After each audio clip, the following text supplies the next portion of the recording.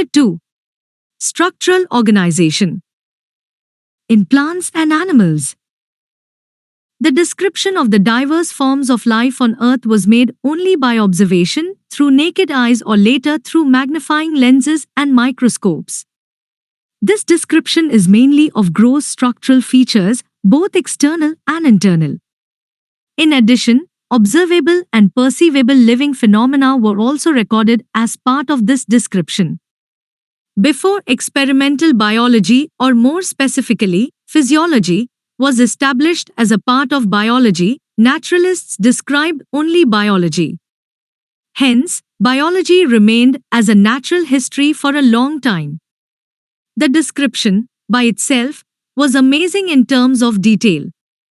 While the initial reaction of a student could be boredom, one should keep in mind that the detailed description was utilized in the later-day reductionist biology where living processes drew more attention from scientists than the description of life forms and their structure. Hence, this description became meaningful and helpful in framing research questions in physiology or evolutionary biology. In the following chapters of this unit, the structural organization of plants and animals, including the structural basis of physiological or behavioral phenomena, is described. For convenience, this description of morphological and anatomical features is presented separately for plants and animals. Catherine Esau was born in Ukraine in 1898. She studied agriculture in Russia and Germany and received her doctorate in 1931 in United States. She reported in her early publications that the curly top virus spreads through a plant via the food-conducting or phloem tissue. Dr. Esau's Plant Anatomy, published in 1954, took a dynamic, developmental approach designed to enhance one's understanding of plant structure and an enormous impact worldwide, literally bringing about a revival of the discipline. The Anatomy of Seed Plants by Catherine Esau was published in 1960. It was referred to as Webster's of Plant Biology. It is encyclopedic. In 1957, she was elected to the National Academy of Sciences, becoming the sixth woman to receive that honor. In addition to this prestigious award, she received the National Medal of Science from President George Bush in 1989. When Catherine Esau died in the year 1997, Peter Raven, Director of Anatomy and Morphology, Missouri Botanical Garden, remembered that she absolutely dominated the field of plant biology even at the age of 99. Chapter 5: Morphology of Flowering Plants. The wide range in the structure of higher plants will never fail to fascinate us. Even though the angiosperms show such a large diversity in external structure or morphology, they are all characterized by presence of roots, stems, leaves, flowers and fruits. In chapters 2 and 3, we talked about classification of plants based on morphological and other characteristics. For any successful attempt at classification and at understanding any higher plant, or for that matter any living organism, we need to know standard technical terms and standard definitions. We also need to know about the possible variations in different parts, found as adaptations of the plants to their environment, example, adaptations to various habitats, for protection, climbing, storage, etc. If you pull out any weed, you will see that all of them have roots, stems and leaves. They may be bearing flowers and fruits. The underground part of the flowering plant is the root system, while the portion above the ground forms the shoot system, figure 5.1. 5.1 The root. In majority of the dicotyledonous plants, the direct elongation of the radicle leads to the formation of primary root which grows inside the soil. It bears lateral roots of several orders that are referred to as secondary, tertiary, etc. roots. The primary roots and its branches constitute the taproot system, as seen in the mustard plant, figure 5.2a. In monocotyledonous plants, the primary root is short-lived and is replaced by a large number of roots. These roots originate from the base of the stem and constitute the fibrous root system, as seen in the wheat plant, figure 5.2b. In some plants, like grass, monstera and the banyan tree, roots arise from parts of the plant other than the radicle and are called adventitious roots, figure 5.2c. The main functions of the root system are absorption of water and minerals from the soil, providing a proper anchorage to the plant parts, storing reserve food material and synthesis of plant growth regulators. 5.1.1 Regions of the root. The root is covered at the apex by a thimble-like structure called the root cap, figure 5.3. It protects the tender apex of the root as it makes its way through the soil. A few millimeters above the root cap is the region of meristematic activity. The cells of this region are very small, thin-walled and with dense protoplasm. They divide repeatedly. The cells proximal to this region undergo rapid elongation and enlargement and are responsible for the growth of the root in length. This region is called the region of elongation. The cells of the elongation zone gradually differentiate and mature. Hence, this zone, proximal to region of elongation, is called the region of maturation. From this region, some of the epidermal cells form very fine and delicate, thread-like structures called root hairs. These root hairs absorb water and minerals from the soil. 5. Point to the stem. What are the features that distinguish a stem from a root? The stem is the ascending part of the axis bearing branches, leaves, flowers and fruits. It develops from the plumule of the embryo of a germinating seed. The stem bears nodes and internodes. The region of the stem where leaves are born are called nodes, while internodes are the portions between two nodes. The stem bears buds, which may be terminal or axillary. Stem is generally green when young and later often become woody and dark brown. The main function of the stem is spreading out branches bearing leaves, flowers and fruits. It conducts water, minerals and photosynthesis. Some stems perform the function of storage of food, support, protection and of vegetative propagation. 5.3 The leaf. The leaf is a lateral, generally flattened structure borne on the stem. It develops at the node and bears a bud in its axil. The axillary bud later develops into a branch. Leaves originate from shoot apical meristems and are arranged in an acropetal order. They are the most important vegetative organs for photosynthesis.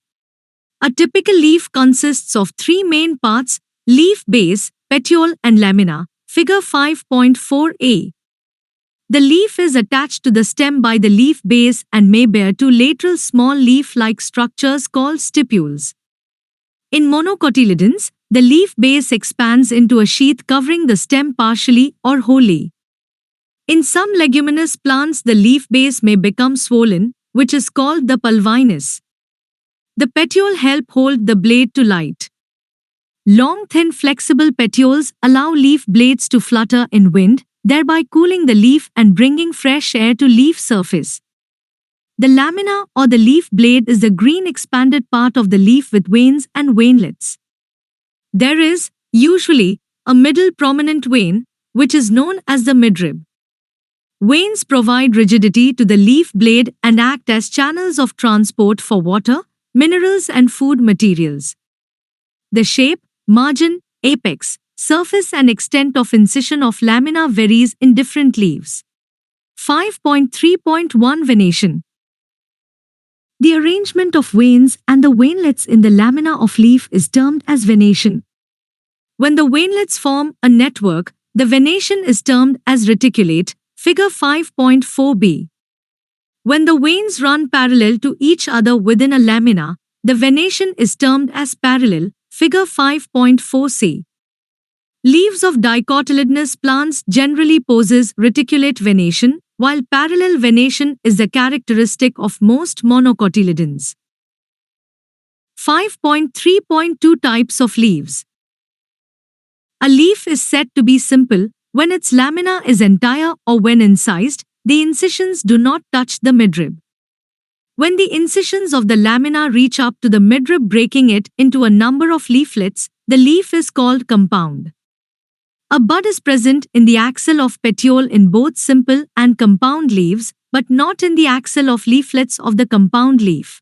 Compound leaves may be of two types. Figure 5.5. In a pinnately compound leaf A, number of leaflets are present on a common axis, the rachis, which represents the midrib of the leaf as in neem. In palmately compound leaves, the leaflets are attached at a common point, i.e., at the tip of petiole, as in silk cotton. 5.3.3 Phyllotaxy. Phyllotaxy is the pattern of arrangement of leaves on the stem or branch.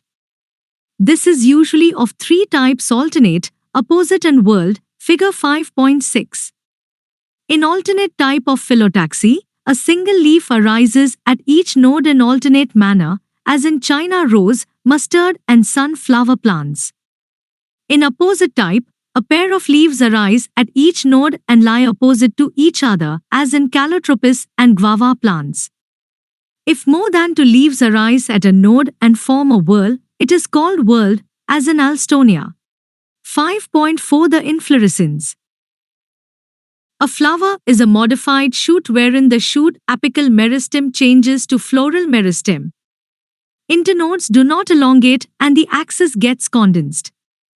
The apex produces different kinds of floral appendages laterally at successive nodes instead of leaves. When a shoot tip transforms into a flower, it is always solitary. The arrangement of flowers on the floral axis is termed as inflorescence. Depending on whether the apex gets developed into a flower or continues to grow, two major types of inflorescences are defined: racemose and cymose. In racemose type of inflorescences, the main axis continues to grow. The flowers are borne laterally in an acropetal succession, figure 5.7. In cymose type of inflorescence, the main axis terminates in a flower, hence is limited in growth. The flowers are borne in a basipetal order, figure 5.7. 5.5 The flower. The flower is the reproductive unit in the angiosperms. It is meant for sexual reproduction. A typical flower has four different kinds of whorls arranged successively on the swollen end of the stalk or pedicel, called thalamus or receptacle. These are calyx, corolla, andrecium and gynoecium. Calyx and corolla are accessory organs, while andrecium and gynoecium are reproductive organs. In some flowers like lily, the calyx and corolla are not distinct and are termed as perianth. When a flower has both andrecium and gynoecium, it is bisexual. A flower having either only stamens or only carpels is unisexual. In symmetry, the flower may be actinomorphic, radial symmetry, or zygomorphic, bilateral symmetry. When a flower can be divided into two equal radial halves in any radial plane passing through the center, it is said to be actinomorphic, example mustard, datura, chili. When it can be divided into two similar halves only in one particular vertical plane, it is zygomorphic, example pea, gulmohar, bean, cassia. A flower is asymmetric. Irregular, if it cannot be divided into two similar halves by any vertical plane passing through the center, as in canna. A flower may be trimerous, tetramerous or pentamerous when the floral appendages are in multiple of 3, 4 or 5, respectively. Flowers with bracts reduced leaf found at the base of the pedicel are called bracteate and those without bracts, abracteate. Based on the position of calyx, corolla and andrecium in respect of the ovary on thalamus, the flowers are described as hypogynous, perigynous and epigynous, figure 5.9. In the hypogynous flower, the gynoecium occupies the highest position while the other parts are situated below it. The ovary in such flowers is said to be superior, example mustard, China rose and brinjal. If gynoecium is situated in the center and other parts of the flower are located on the rim of the thalamus almost at the same level, it is called perigynous. The ovary here is said to be half inferior, example plum, rose, peach. In epigynous flowers, the margin of thalamus grows upward, enclosing the ovary completely and getting fused with it. The other parts of flower arise above the ovary. Hence, the ovary is said to be inferior as in flowers of guava and cucumber, and the ray florets of sunflower. 5.5.1 Parts of a flower. Each flower normally has 4 floral whorls, viz., calyx, corolla, and rhizome and gynoecium, figure 5.10. Calyx. The calyx is the outermost whorl of the flower and the members are called sepals. Generally, sepals are green, leaf-like and protect the flower in the bud stage. The calyx may be gamosepalous, sepals united, or polysepalous, sepals free. Corolla. Corolla is composed of petals. Petals are usually brightly colored to attract insects for pollination. Like calyx, corolla may also be gamopetalous, petals united, or polypetalous, petals free. The shape and color of corolla vary greatly in plants. Corolla may be tubular, bell-shaped, funnel-shaped, or wheel-shaped. Estivation, the mode of arrangement of sepals or petals in floral bud with respect to the other members of the same whorl is known as estivation. The main types of estivation are valvate, twisted, imbricate, and vexillary, figure 5.11. When sepals or petals in a whorl just touch one another at the margin, without overlapping, as in calotropis, it is said to be valvate. If one margin of the appendage overlaps that of the next one and so on as in China rose, lady's finger and cotton, it is called twisted.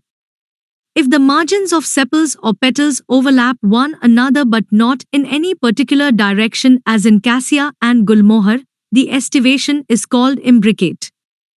In pea and bean flowers, there are 5 petals. The largest, standard, overlaps the 2 lateral petals, wings, which in turn overlap the 2 smallest anterior petals, keel. This type of estivation is known as vexillary or papilionaceous. Andrecium. Andrecium is composed of stamens. Each stamen, which represents the male reproductive organ, consists of a stalk or a filament and an anther.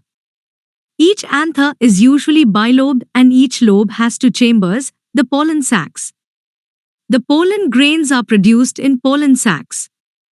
A sterile stamen is called staminode. Stamens of flower may be united with other members such as petals or among themselves.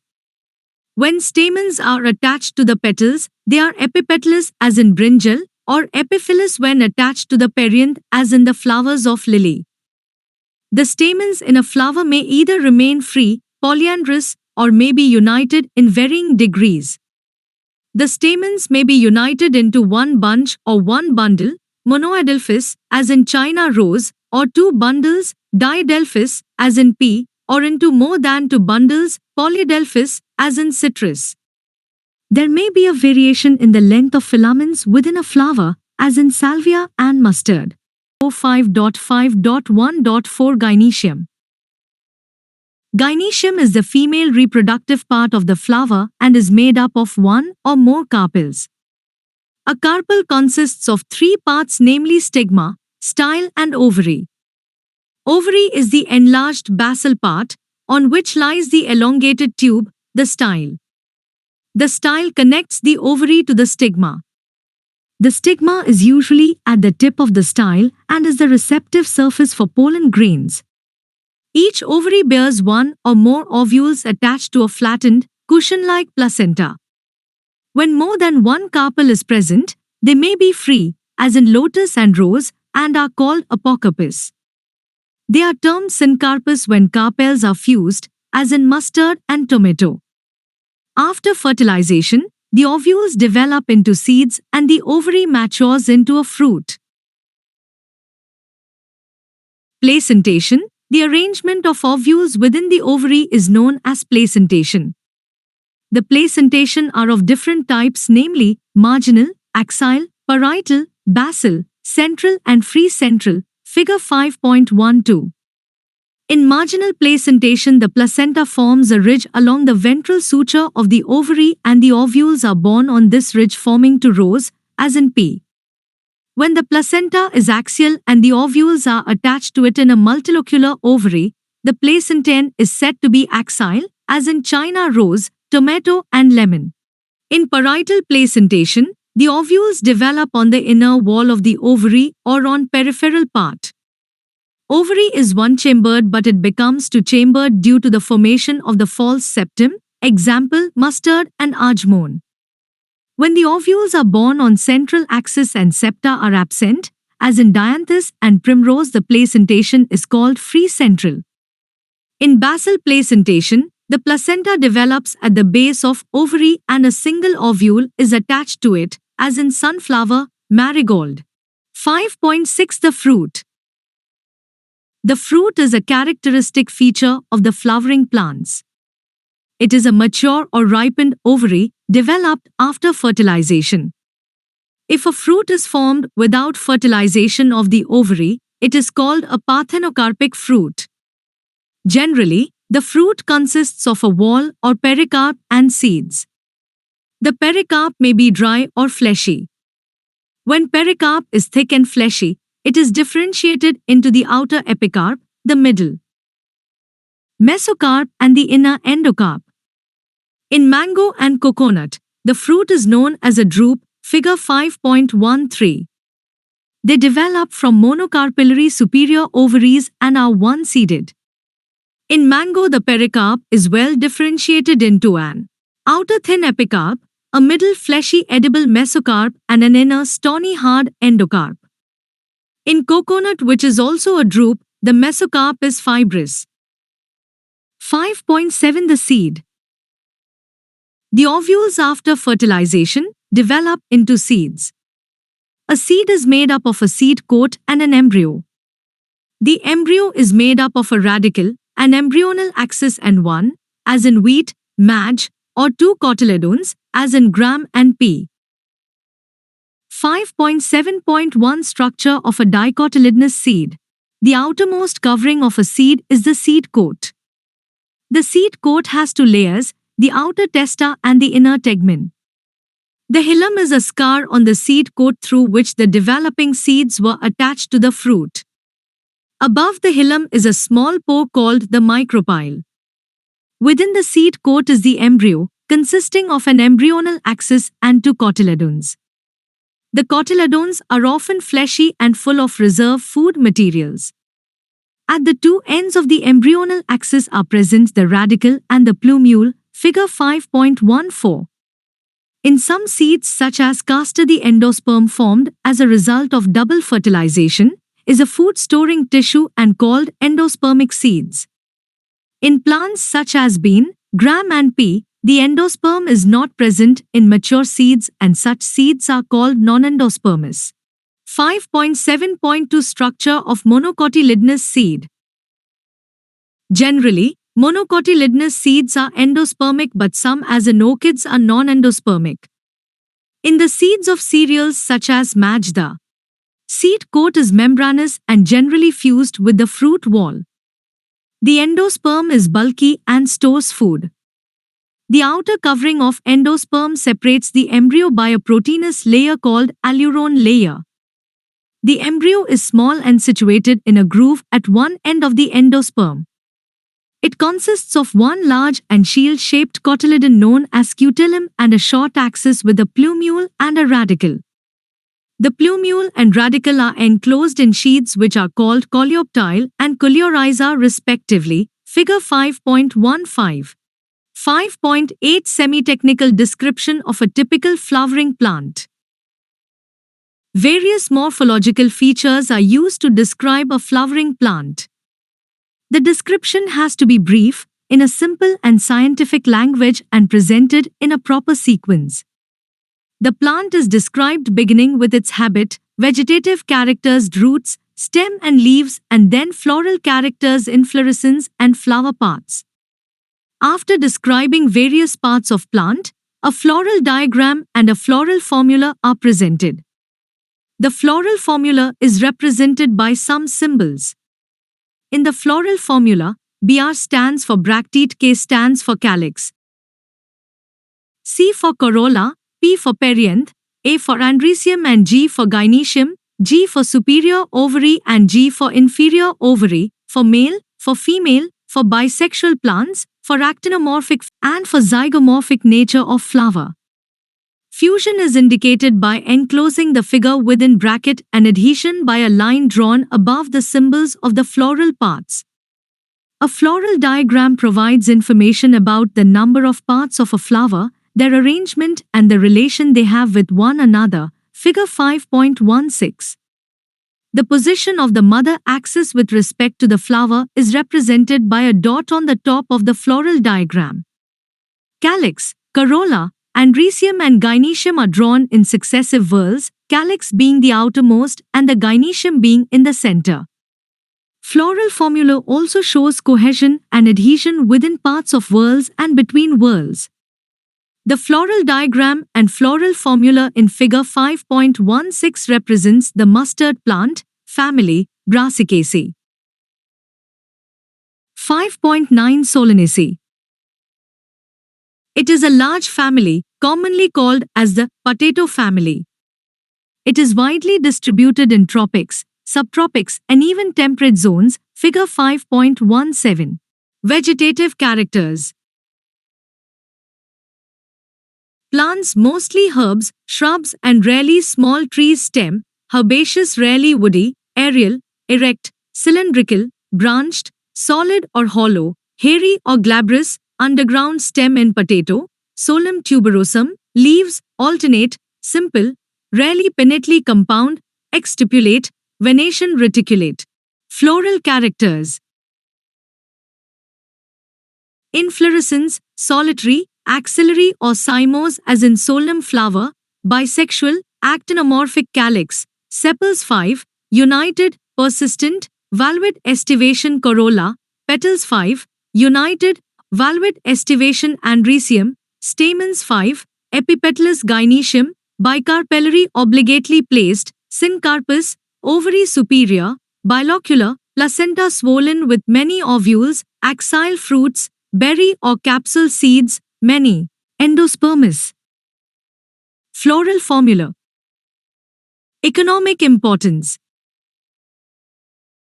Many plants belonging to this family are source of food: tomato, brinjal, potato, spice, chili, medicine, belladonna, ashwagandha, fumigatory, tobacco, ornamentals, petunia. Summary. Flowering plants exhibit enormous variation in shape, size, structure, mode of nutrition, lifespan, habit and habitat. They have well-developed root and shoot systems. Root system is either tap root or fibrous. Generally, dicotyledonous plants have tap roots while monocotyledonous plants have fibrous roots.